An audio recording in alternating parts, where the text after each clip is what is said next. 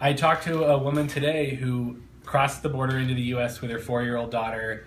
She was fleeing domestic abuse and gang extortion. And in the actual border office of the Border Patrol officer, they had said, well, you don't have the right to a hearing. We're giving you this deportation order. You're going to get sent home. And the 4-year-old girl says, my daddy tried to cut my mommy with a knife, which finally brought out maybe a spark of humanity in the CBP officer, who looked over at the mom and said, is this true? And she said yes, and then she ended up here waiting for a credible fear interview. But who knows what would have happened had it not been for the interjection of this child. Who shouldn't see that and shouldn't have to repeat it. But I mean, they could have already coerced her into signing a stipulated removal order, and she could already be gone had it not been for this little outburst.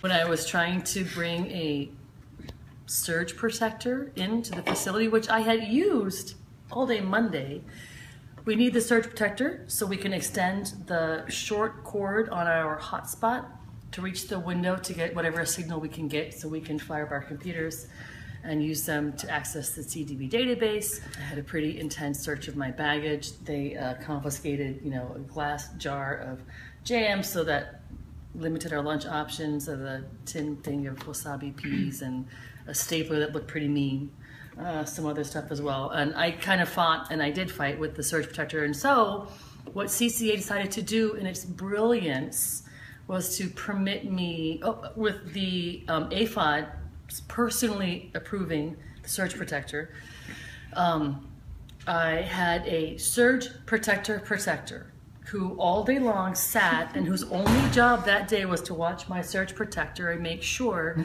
that this tool would not be misused. What I find compelling about this story is it shows what a truly brilliant model ICE created, because they have this buffer, this Switzerland, which is not neutral, it's really leaning towards ICE, where our interactions are limited, our ability to communicate with ICE is limited. In Artesia, you could say, hey, officer, can you get a hold of so-and-so? You would begin to go up the chain immediately. The need is, I would say, just as great as it was in Artesia. There's so many people without representation. The local nonprofits are completely overwhelmed. And we are essentially the bastion of representation for so many people. We're hearing from a lot of people that all of the numbers for nonprofits that they have are just ringing and ringing. It's overwhelming for the infrastructure that's here. And so any additional support that we can bring down from the rest of AILA is greatly needed.